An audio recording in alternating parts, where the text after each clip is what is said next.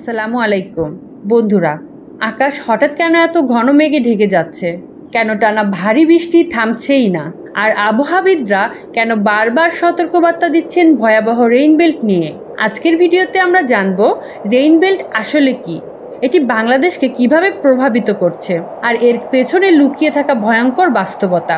রেইনবেল্ট বা বৃষ্টির বলয় হলো এমন একটি আবহাওয়া ব্যবস্থা যেখানে নির্দিষ্ট অঞ্চলে দীর্ঘ সময় ধরে প্রচণ্ড বৃষ্টিপাত ঘটে।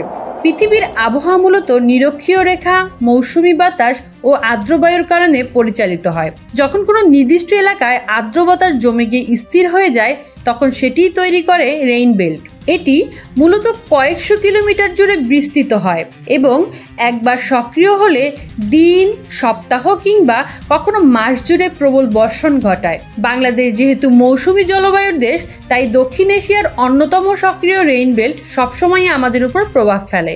বাংলাদেশ ভৌগোলিকভাবে 3 দিক থেকে পাহাড় বেষ্টিত এবং একদিকে সমুদ্র, ফলে মেঘ যখন বঙ্গোপসাগর থেকে উঠে আসে তখন পাহাড়ে আঘাত পেয়ে প্রচণ্ড বৃষ্টিপাত ঘটায়। বিশেষ করে চট্টগ্রাম, সিলেট ও পার্বত্য অঞ্চল সবচেয়ে বেশি ক্ষতিগ্রস্ত হয়। আবহাওয়াবিদদের মতে আসন্ন দিনগুলোতে বঙ্গোপসাগরের সৃষ্ট নিম্নচাপ রেইনবেল্টকে আরও সক্রিয় করছে। এর ফলে টানা ভারী বৃষ্টি, আকস্মিক বন্যা, ভূমিধসের ঝুঁকি, নগরীতে জলাবদ্ধতা, নদ নদী পানি বৃদ্ধি, সব মিলিয়ে আগামী সপ্তাহে বাংলাদেশের একটি ভয়াবহ পরিস্থিতির সৃষ্টি হওয়ার আশঙ্কা করা হয়েছে। বাংলাদেশের রেইনবেল্ট নতুন কিছু নয়।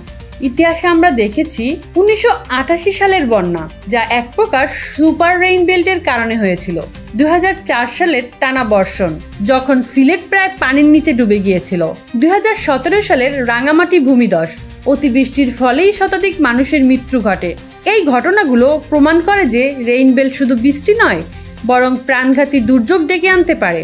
আবহাওয়া অধিদপ্তরের সর্বশেষ পূর্বাভাস অনুযায়ী আসন্ন রেইনবেল্ট বিশেষভাবে প্রভাব ফেলতে পারে সিলেট বিভাগে নদী ভাঙন ও হাওর এলাকার ফসল ক্ষতি, চট্টগ্রাম ও পার্বত্য চট্টগ্রামে ভূমিধসের ঝুঁকি, ঢাকা ও আশেপাশে অভূতপূর্ব জলাবদ্ধতা।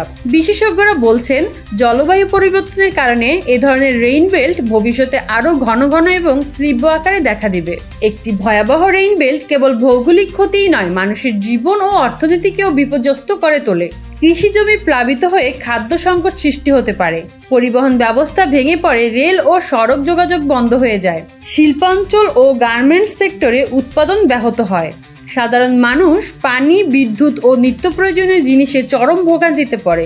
এমন পরিস্থিতিতে শুধু দুর্যোগ নয়, বরং অর্থনৈতিক ধাক্কাও বয়ে আনে। বিশেষজ্ঞরা জনগণকে কিছু গুরুত্বপূর্ণ সতর্কতা অবলম্বনের আহ্বান জানিয়েছেন। পাহাড়ি এলাকায় বসবাসকারীদের সতর্ক থাকতে হবে ভূমিধসের আশঙ্কায়। শহরের নানা ড্রেন পরিষ্কার রাখতে হবে যাতে জলাবদ্ধতা না বাড়ে। নদী তীরবর্তী মানুষকে নিরাপদ আশ্রয়ে সরতে হবে। সরকার ও স্থানীয় প্রশাসনের জরুরি সহায়তায় কার্যক্রম চালু রাখতে হবে। সবচেয়ে বড় কথা, মানুষকে সচেতন থাকতে হবে এবং ভুয়া খবর বা গুজবে কান না দিয়ে সরকারি সতর্কবার্তা মেনে চলতে হবে। বন্ধুরা, ভয়াবহ রেইনবেল্ট শুনতে যতটা বৈজ্ঞানিক বিষয় মনে হয়, বাস্তবে এটি আমাদের জীবনের সঙ্গে সরাসরি জড়িয়ে আছে। এই রেইনবেল্ট আমাদের কৃষি, অর্থনীতি, জীবনযাত্রা, এমনকি নিরাপত্তাকেও প্রভাবিত করে। তাই সতর্ক থাকুন, নিরাপদে থাকুন। আপনাদের মনে কী প্রশ্ন জাগছে এই ধরনের ভয়াবহ রেইনবেল্ট থেকে আমরা কতটা প্রস্তুত, কমেন্টে জানাতে ভুলবেন না।